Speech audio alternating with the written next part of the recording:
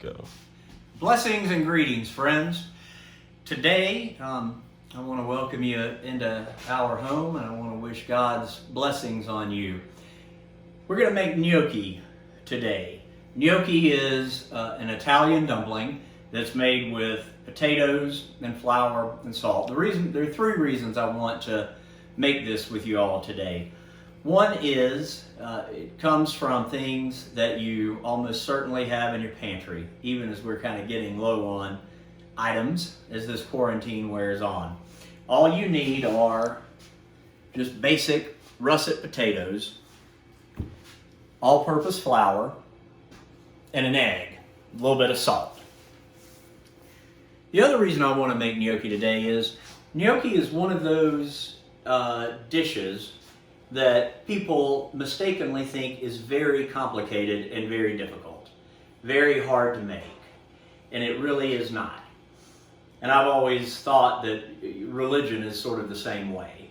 People try to make it complicated, they act like it's very difficult. In fact, it's really kind of simple.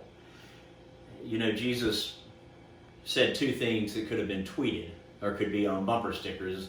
In one, he reached back to the Shema as the good Jew that he was, and he said, love God with all your heart and your mind and your soul and your strength. And then out of Leviticus he pulled, and love your neighbor as yourself. On this hang all the laws and the prophets. The other thing he told us is in the Gospel of John, I leave you one commandment. That is to love one another as I have loved you. Nothing complicated about that. There's nothing complicated about gnocchi. I come over here and I'm going to show you this. The third reason I want to make gnocchi with you all today is this is a recipe that is part of our family. And it's something that we've used, we've had many shared family meals with it. And I'm going to start cooking as I talk. What I'm doing right here is you bake four just basic potatoes until they're done, until they're the doneness that you would want for eating a baked potato. And then you take them out. This device here is a ricer, and you probably don't have one of these. I never had one of these until they're not expensive, they're about $20 if you want to order one. But all this does is sort of grate the potatoes. You can accomplish the same thing by using a cheese grater. If you don't have that, all you have to do is scoop the cooked insides out of the potatoes and lightly chop them with a fork. You don't want to push them like you're making mashed potatoes because that'll make the gnocchi dense. But you can lightly sort of push them with a fork. I'm going to rice these and let them cool for a second. And then we'll talk a little bit about what sharing a meal means, both to us as human beings and also the sort of scandalous ways that Jesus shared meals.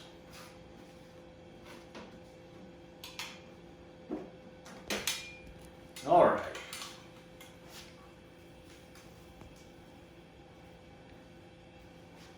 Okay, so once you have your potatoes either riced or shredded on a cheese grater or just sort of sliced up and divided with a fork, you can just let them hang out for a minute. You don't want to let them get cold, but it's all right if they rest for a second. That's what I'm going to do here. And while I do that, I'm going to talk about the importance of meals. It is a beautiful, lovely, and loving thing to share a meal with somebody. And there's something powerful that occurs when we share meals that goes beyond the surface. We all know that families who sit down for a meal together have marriages that tend to last longer and be happier, have children who tend to perform better in school and have happier lives themselves later in life. There's something that happens when we share a meal. Now, in Jesus' time, sharing meals was a really important part of the social dynamic. And who you ate with said everything to the world around about who you are, who you would have been as a person. So if you were having a dinner party, you would only invite those people who you deemed to be your social superiors, because that said to the world that you are as important as they are. You would never invite anybody who you considered to be lower than you on the social spectrum, social ladder. So what Jesus did in the Gospel of Luke is really scandalous. He deliberately, intentionally ate with those who were the most controversial, the people who had been shunned to the far edges of society, prostitutes and tax collectors and beggars and immigrants. And in doing so at that time, what Jesus was saying is, these people whose society has deemed unworthy of anything are in fact my equals. And that was shocking to the society at the time of Christ. All right. Our potatoes have rested for a minute. I've hopefully given you something to chew on, think about. Now, let's get to the gnocchi. These are the potatoes. We've got 3/4 cup of flour, all-purpose flour. If you're really fancy, you can get the Italian Tipo 00 flour, which is just a more finely ground flour that they use in Italy, but you can buy it in Missoula or on the internet. You just you can do this in a bowl, or you can just do it on your countertop. You just mix this stuff in together. The ingredients are this. 4 potatoes, and you should end up with 3 cups of cooked potatoes. A good pinch of salt, because you know every potato is happier with some salt. And an egg. Almost lost the egg there. 1 egg. And you mix that together. And it does not look anything like a dough for quite a while. You just keep sort of cutting it, blending it together.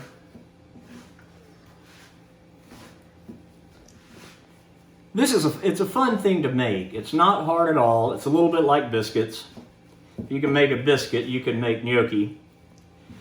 And when it comes together, it starts to feel a little bit like Play-Doh. You remember Play-Doh from when we were kids? It's that kind of feel. So it's kind of fun to do that. And it's something that comes together fast enough you could make for any evening meal. It's also, if you want to have a project, it's kind of a nice project meal. It's kind of zen just to play with some dough.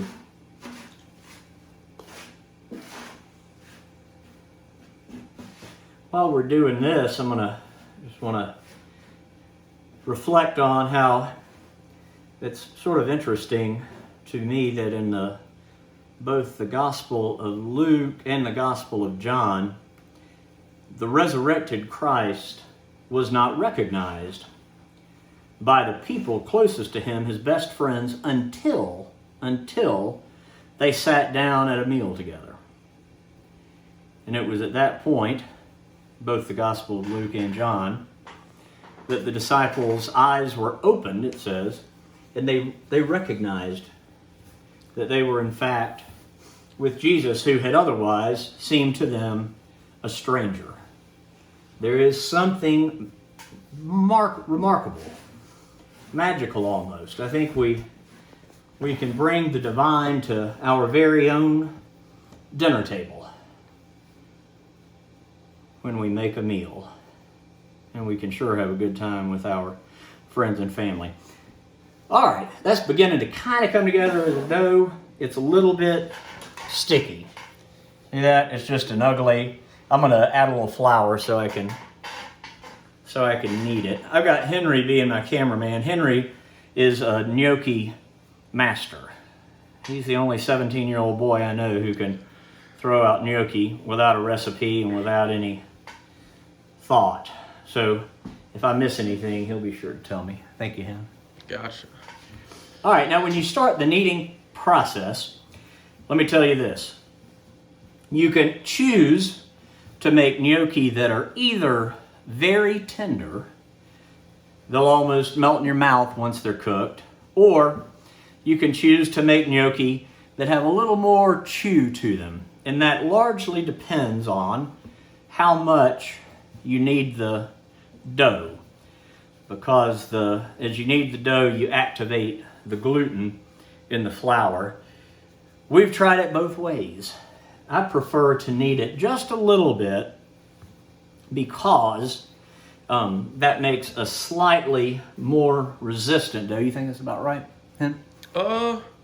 Need a little more? I don't know. I needed maybe a little more flour. All right.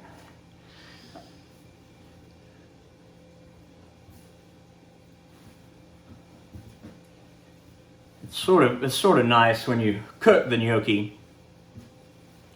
Again, to have a little bit of resistance, a little bit of chew. The dough will start to feel a little smoother, a little more like Play-Doh.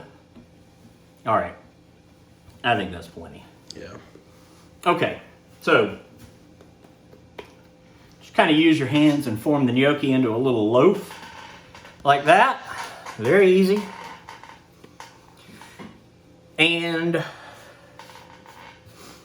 see, should I put it here, Hen? What's best for? Put it there? Yeah. Put it here. All right, put it here. At that point, you can take a deep breath, pour yourself a glass of wine or a cup of coffee. Let that rest for just a minute. Doesn't have to rest long. All right, here we have our gnocchi loaf. While that's resting, you have a few minutes, not too long, but 3-4 minutes, something like that. And that's a good length of time to put on a pot of boiling water. The trick to gnocchi water or pasta water of any kind is salt it way beyond what you think you ought to. Salt it until it tastes like seawater. All right, so you got boiling water there. And then this is a very simple gnocchi sauce, which is just butter and garlic or sauteed onion, a little bit of milk or cream if you have it, a little bit of Parmesan cheese if you have it. If not, you can leave it out entirely, or you could add another cheese that you have. You can also use, spaghetti sauce or a tomato sauce straight out of the jar. Anything goes well with gnocchi. The other thing you can do with gnocchi, which is kind of amazing, is simply take the gnocchi out of the boiling water and put it in a pot of butter, a little skillet with a few tablespoons of butter, and toss that around. That's also fantastic. All right. Now, to cut these into gnocchis, what you do is you just cut a piece off like that.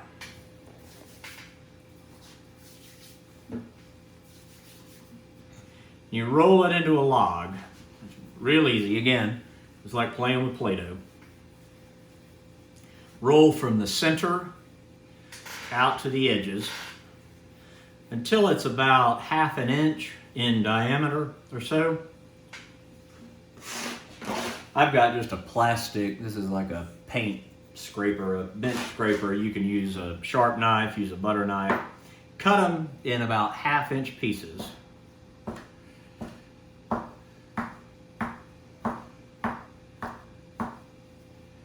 Just like that. Now, if you were an Italian grandmother, at this point you would now take these pieces and roll them along the edges of a fork, which I'm doing very poorly, but you end up with something that has those ridges. Nothing wrong with that. That's a fine way to do it. It adds a layer of, difficulty and complexity, in my opinion.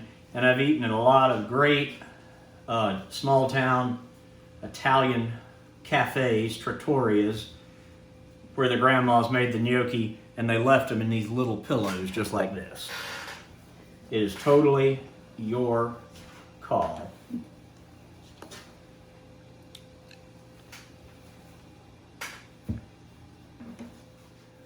All right, we're rolling out the last of the little gnocchi logs. As we do that, I want to just reflect one final time on the sort of miracles that Jesus was able to bring about as a result of sharing the table in meals with people. By having meals with people who society said he should not have, he revealed the common humanity of everyone. And he revealed everyone's equality with him in love. I think that's a powerful thing. There's something powerful about sharing meals with others. All right. At this point in your gnocchi experience, you can either take these and put them on a cookie sheet like that. You can put a little flour on it if you need to, if you're worried about them sticking, and then put them in the freezer. Show the freezer, huh? Put them in the freezer. Leave them in there until they get hard, maybe an hour or so. Take them off the cookie sheet, they'll be as hard as little rocks. Then you can put them in a gallon Ziploc bag. And then you can put all of them in the freezer and they'll stay, you can keep them for months until you can share a meal with somebody other than who is in your house right now. If you're going to eat them right now, we'll show you a little demonstration of that.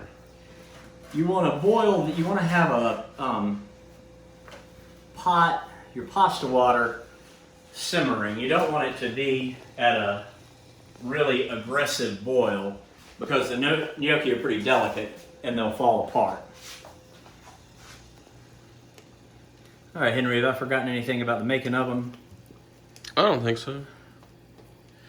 Good in the ingredients and how you knead them. You gotta put in extra love. You gotta put in extra love. Ideally, you could be sharing a meal with somebody. You could be introducing somebody to the joys of gnocchi. Or at a minimum, showing your family that you love them by doing this project. That's probably enough in a pot, isn't it? Think so. They will sink to the bottom. Don't worry too much about them sticking. They shouldn't. If they do, we're going to have to do a whole new video. It's going to be aggravating. I'm not a big fan of that. They should start coming to the top. You can shake them a little bit if you're worried about them sticking. Again, you don't. If you put them in a really, really high boil, sometimes they disintegrate, which is frustrating. One thing you can try is you're making the gnocchi before you make it into a loaf, before you roll it out. If you have a pot of boiling water going, pinch off just a little bit of dough and roll it up and put it in there.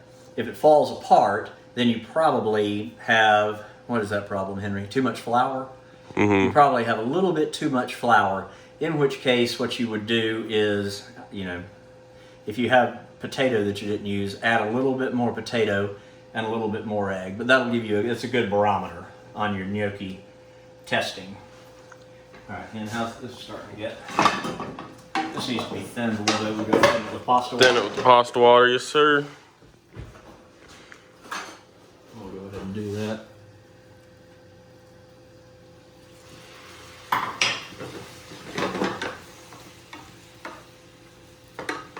Once they come to the top, you just sort of have to test your way through that. Typically they tell you to let them boil for a minute. I find that generally I like them better at about 2 minutes. What you can do is pull one out in a minute, see if it seems right, see if it seems to have the right texture. Otherwise you can wait for an extra minute. That's also while you're sitting here with lots of gnocchi on the table. Show the gnocchi on the table. That's the finished product. But you can sort of do them one at a time before you do the whole batch and see if you prefer 1 minute or 2 minute or 3 minute for them boiling.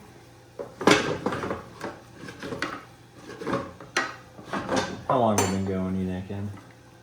I could not tell you. All right. I think it's about time to test one of them. This is the sauce, and again, you can have any kind of, don't let the sauce throw you. It can just be butter. If you want to get fancy there, get on the internet. There are all kinds of recipes for blue cheese sauce for gnocchi, and you can just do a simple sausage sort of spaghetti sauce. Think they're about ready. How long has it been? That's been over a minute, right? Yeah. I think I'm gonna pull them all out. Okay, go for it. All right, we're gonna pull these out. It's perfectly fine. You don't have to be too careful with this. Just use a slotted spoon, whatever you have. It's fine to slop a little bit of water in there because you're going to want to thin the sauce, whatever you have, with a little bit of pasta water. That helps the sauce marry to either the pasta or the gnocchi. All right. Remember, they're a little bit delicate. They're not extremely fragile if the recipe's right, but they are delicate. You don't want to just be, madly stirring them. So what we're going to do is put them in our sauce for just a couple of minutes. Let the sauce coat them. All right, you think we should do the cooking show thing where you taste it, Henry, and go, oh wow, that's great. I'm down. Since we're in this weird line where devotional for a church is also kind of a cooking thing. So remember, this is a meal that we love, that we are sharing with you because we love you. Because food is nourishment. Food is nourishment. It's also nourishment for the soul. When you share it, with others, it means something more than just nourishment. All right. That's about right. Thank you for being here on this day. And I just want you to know that whoever you are, wherever you are, whatever you think you have done in your life, whatever way you may feel unworthy, that Jesus always, every time, would be proud to sit down for a meal with you. God bless you. God bless your day. And may you have a wonderful week. Amen.